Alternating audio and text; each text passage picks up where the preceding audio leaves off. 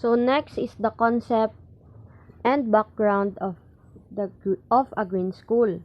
So a concept of green school is a school that creates clean, healthy, protective, and green surroundings when saving energy, environmental resources, and money.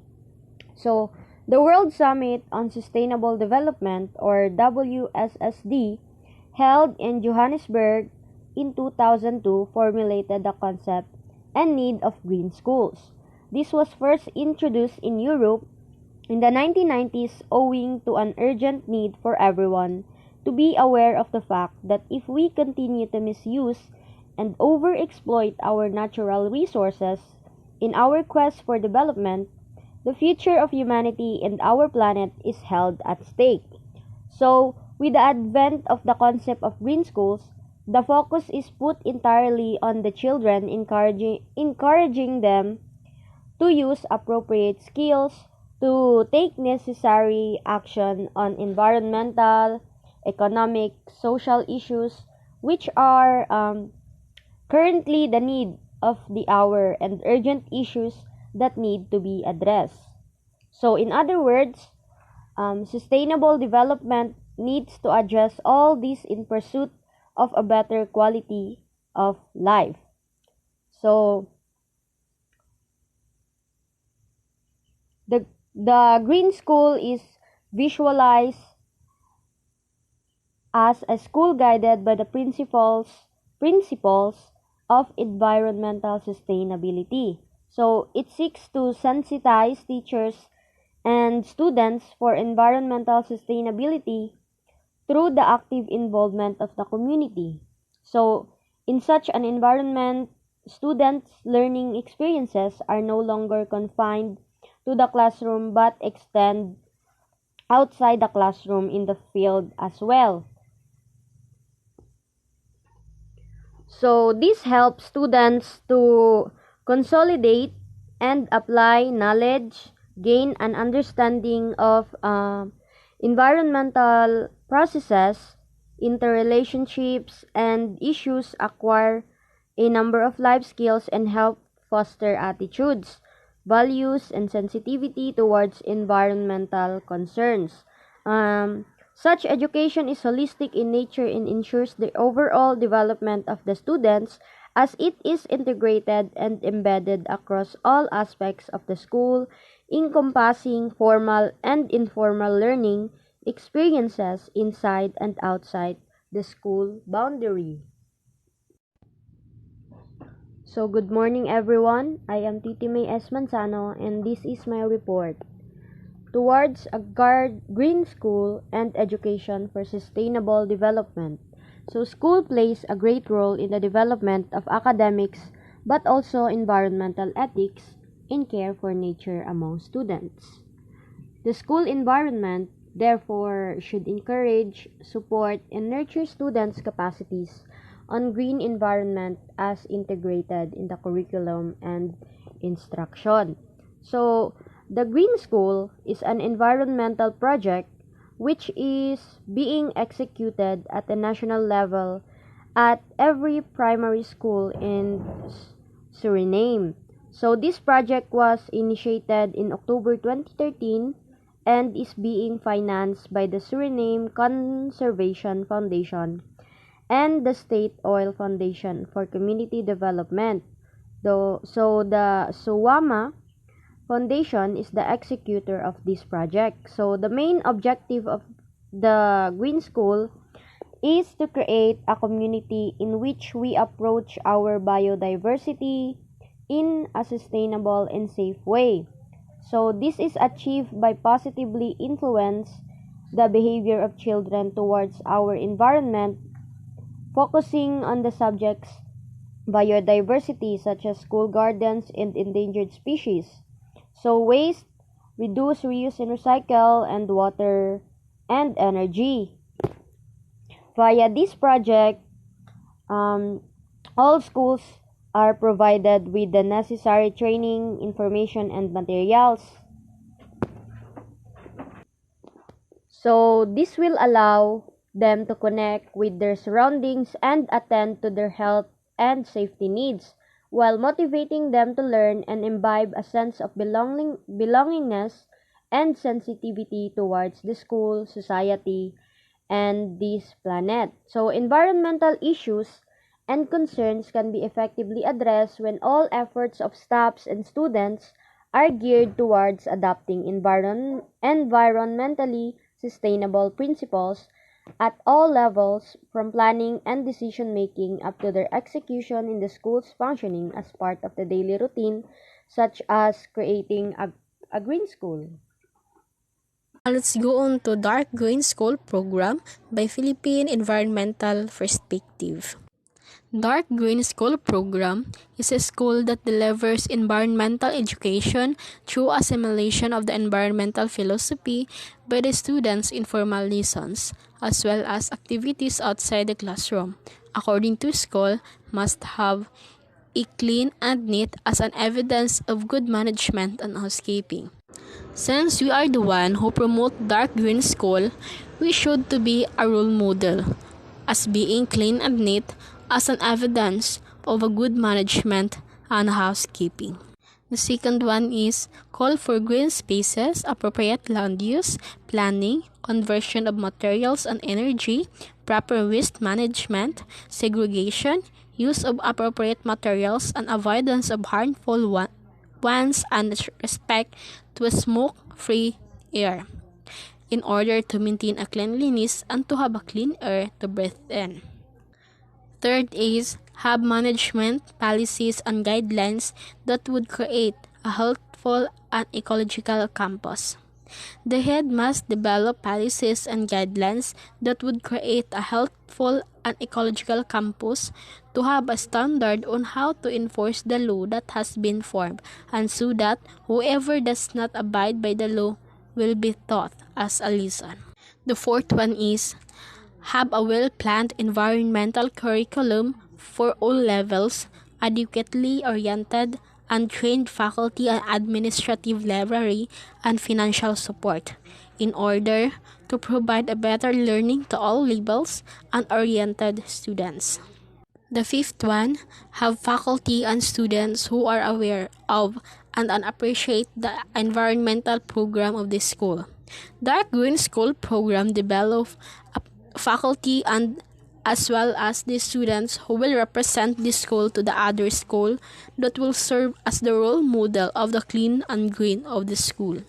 The sixth one is reach out to an outside community to spread concern for Mother Earth and facilitate projects and programs that improve the environment. So, since we're in Dark Green School program, we should be a role model and spreading it to our community the concern of our Mother Earth itself. And aside from spreading concern, we also the one who will facilitate the projects and programs that will develop to improve our community. The last one is engage in research that adds knowledge in the ways of the nature. It means we should not rely on the knowledge that we already have. Hence, we should conduct our research in order for us to have a more knowledge and a better understanding about our nature. My report has start in this characteristic of a green school. So what are those characteristics of a green school? The first characteristics of a green school is it protects health. We already know that asthma is the primary cause of poor school attendance, and all schools with poor indoor air quality usually have numerous asthma precursors. That's why it's very important to build green school to achieve a healthy performance of the students, because schools built with more daylighting, better ventilation, and healthy green building materials like non-voc, carpets, and paints are healthier for students and staff and result in fewer sick days. Second characteristics of a green school is it creates student performance. A lack of fresh air can reduce student attentiveness. Studies have shown that test scores can improve up to 20% when kids learn in green classrooms that have more daylighting, improved classroom acoustics, and healthier pens and carpets that don't release toxic chemicals into the air. Third characteristics is it saves energy and money. Operating costs for energy and water in a green school can be reduced by 20% to 40%, directing more funding towards teachers' salaries, textbooks, and computers. The fourth one is it reduces carbon emissions. Green schools significantly reduce carbon dioxide emissions. The fifth one, it reduces water usage. On average, a green school reduces water usage by 32%. This reduction has direct savings for the building, as well as substantial societal benefits, such as reducing stormwater runoff and transporting and treating wastewater. The number 6 characteristics of a green school is it improves teacher retention.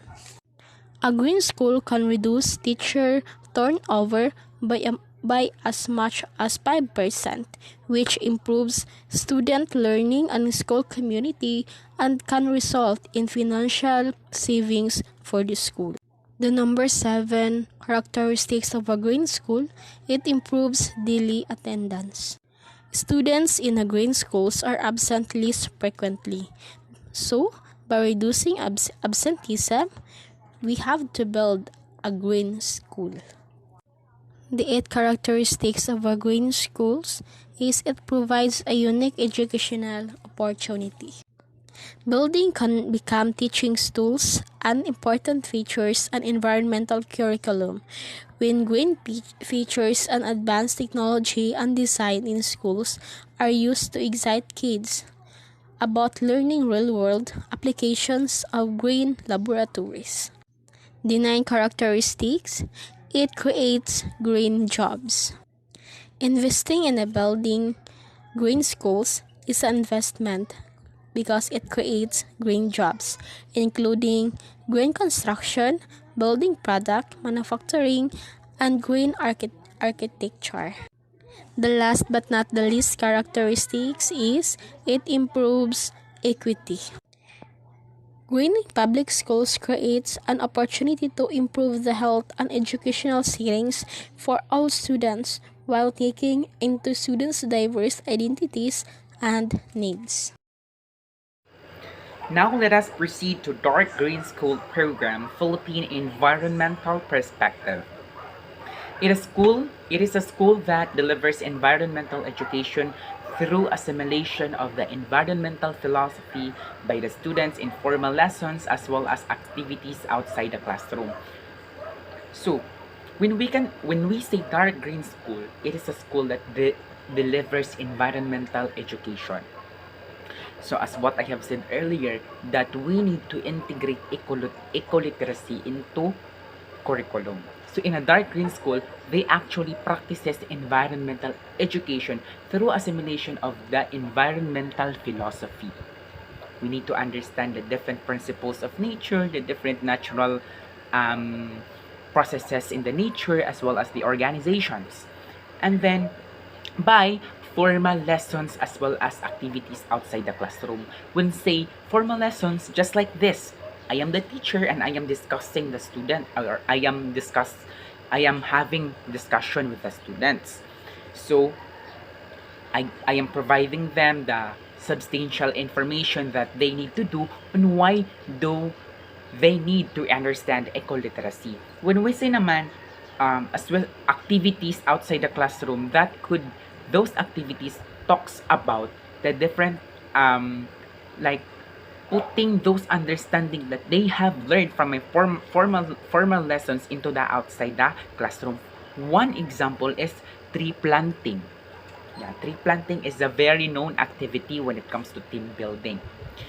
So, wala siya. So, those are some of the ways on how we can perform activities outside the classroom. Tree planting, clean and green, a lot more. Accordingly, a school must have a Be clean and neat as an evidence of good management and housekeeping.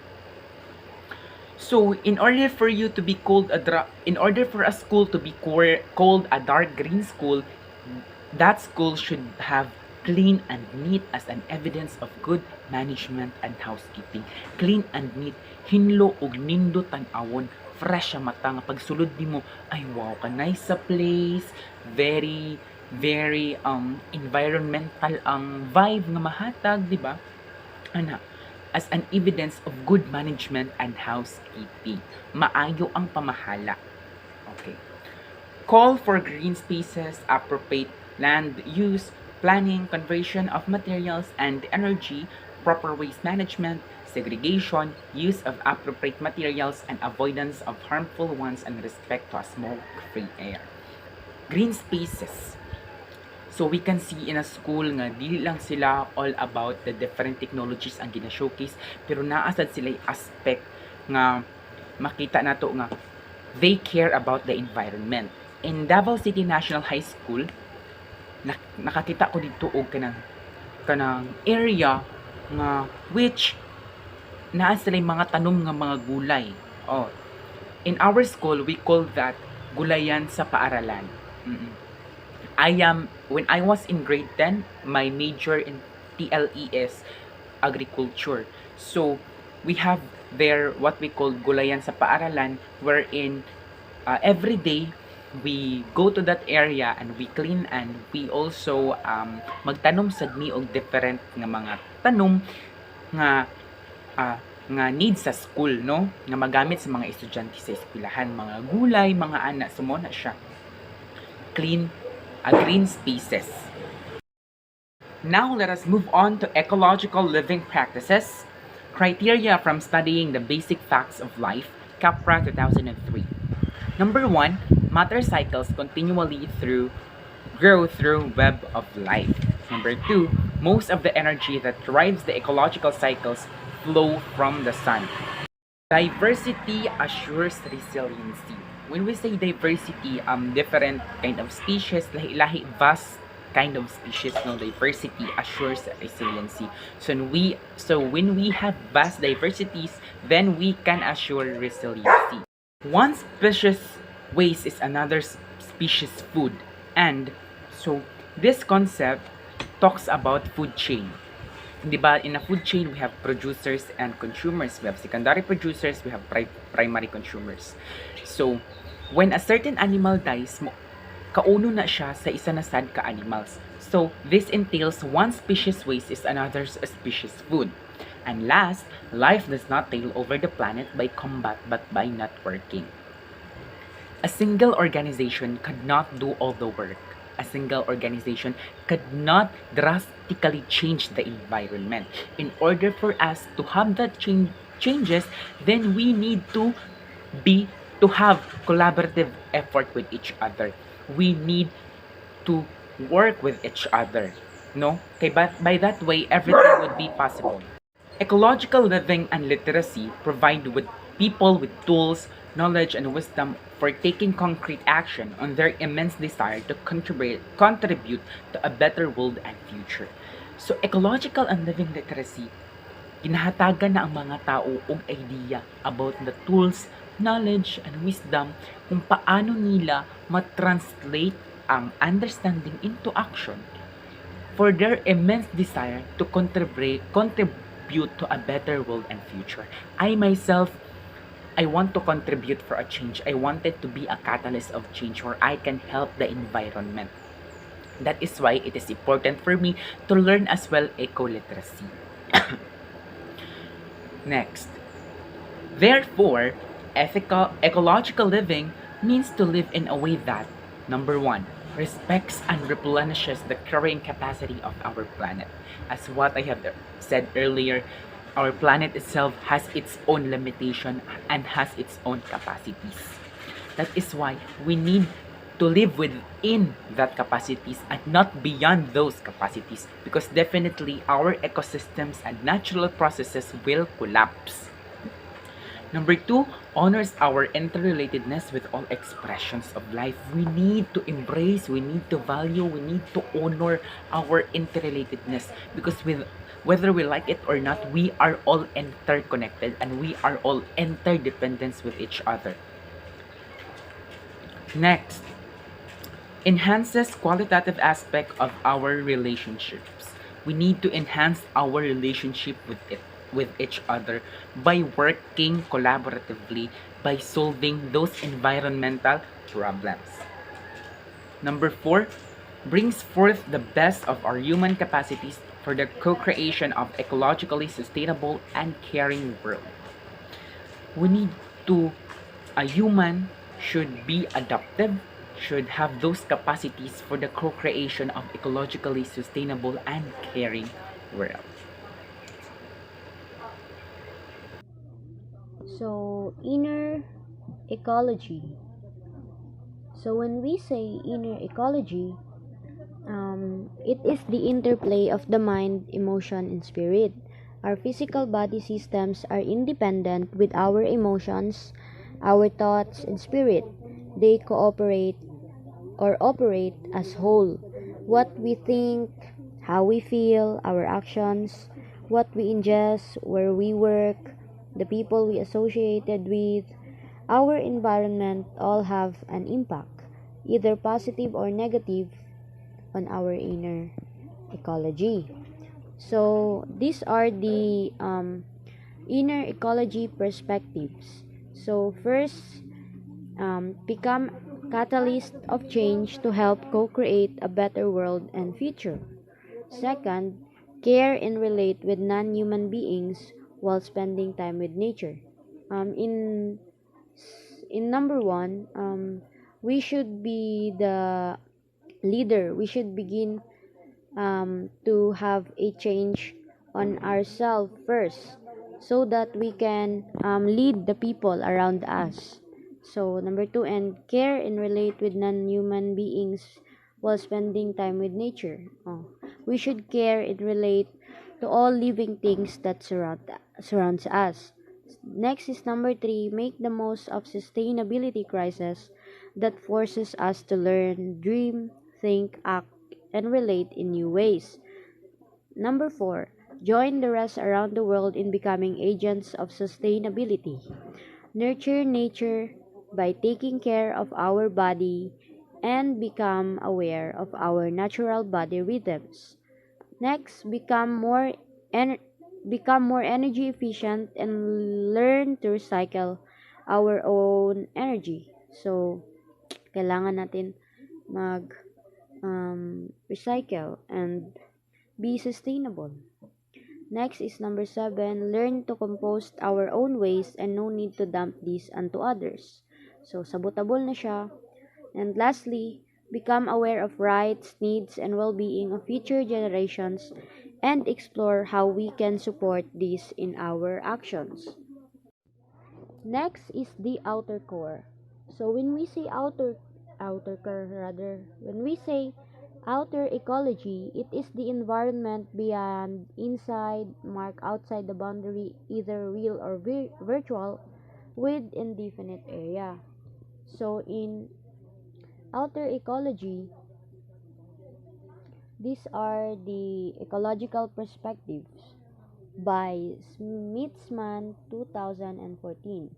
So in outer ecology, first is educate ourselves about the resources that we have, our family and our organizations utilize to fulfill and sustain our needs.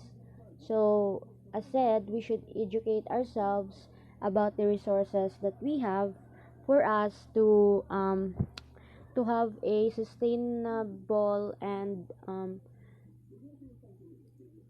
kanang makasave ta o kanang energy. Next is reduce, reuse, repurpose, and recycle. So, sa mga butang, mga kailangan pa nato magamit, gamitan nato ning 3 R's. Next, be aware of the real price of goods and services that we use. Cheap products often have hidden costs. Example, the cost of child labor, animal cruelty, or degradation of ecosystems. Next is find out any child labor practices or natural resources that were sacrificed in the process of producing products and services. Next is recycle gray water. So when we say gray water, it is the water that we use, for example, kanang nanghugas tag plato, then katong gihugasan nato na plato na tubig, katong gibanlawan nato na tubig, pwede pa siya magamit sa type magbuo og kanang kuan sa inidoro, kanang malibang ka. Then pwede nimo siya ma-recycle ang water by washing it, kanang imong pang flush sa imong alam mo na. And then next is collect and use rainwater. So kay mag-ulan, pwede ta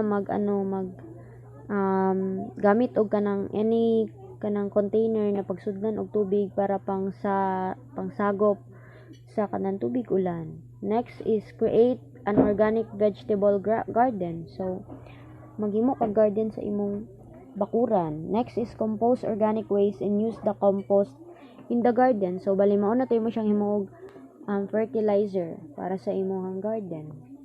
Next is create a garden with a balance of endemic indigenous plants to support local wildlife such as animals, insects, trees, and plants. Next is create a roof garden as a natural air conditioning alternative to increase garden space. O if naamoy mga terrace sa taas ninyong balay, pwede niyo siya mo mini garden, sabitan niyo mga bulak o unsa pa dira para para naay natural na air conditioning ang inyong balay. Next is buy organic and local products as much as possible. So support local and organic. Don't panic. It's organic. Next is support local businesses and organizations that care for our planet. So, integrating ecological literacy into the curriculum. So, the Center of Ecoliteracy 2005 promotes a variety of teaching strategies based on practices that are developmentally appropriate to students' level and brain-based to foster knowledge, skills, and values essential to sustainable living.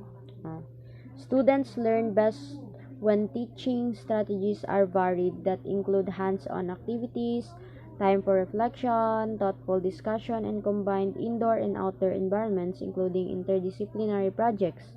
Slide 2015. Kagaya ng sinabi ko earlier na teachers must have a strategy to help students to be eco-literate. O for example, kanang naay field trip, maadto sila sa zoo, maadto sila sa botanical garden, sa kanang mga animal rescue, or sa kanang activity na naay kabahin ang environment.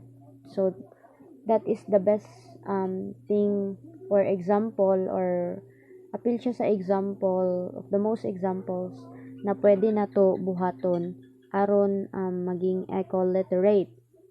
So here are the this is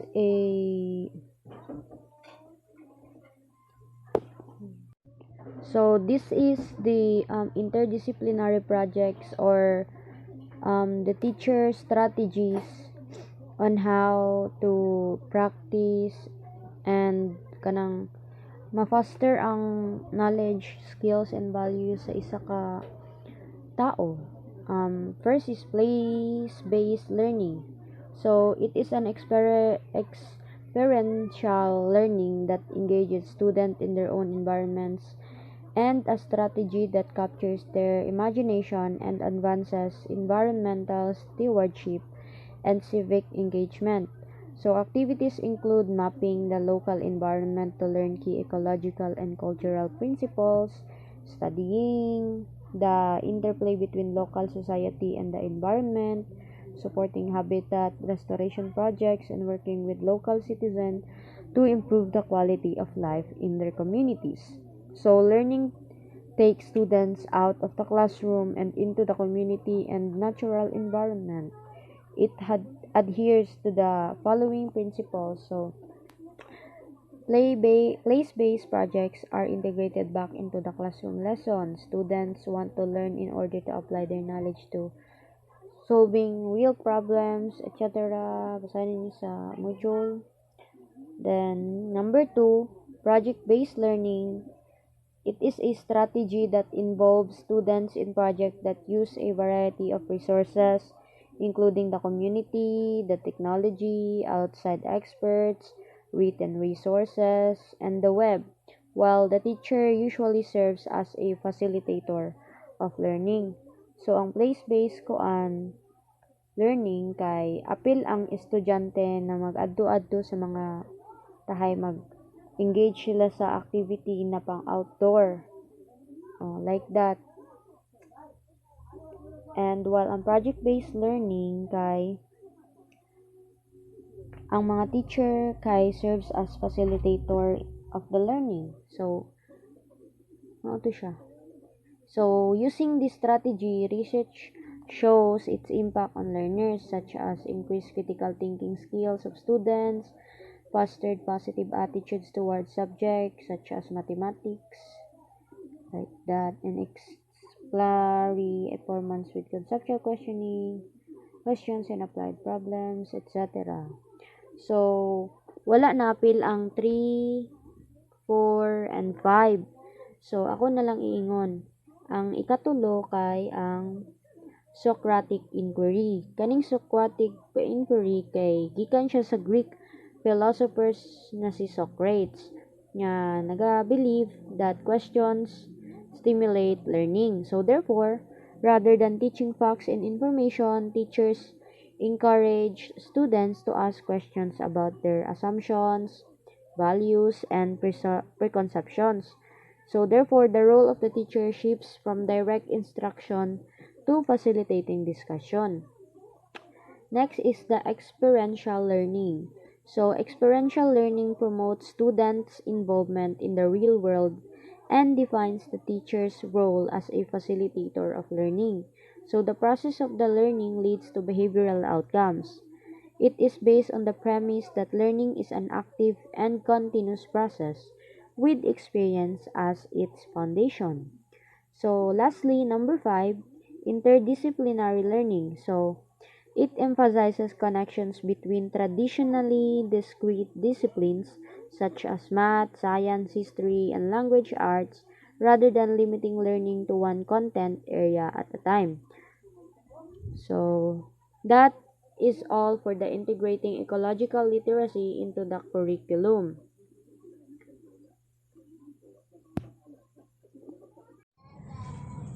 So, integrating ecological literacy into the curriculum will have an impact on learners. So, first one is increase critical thinking skills of students.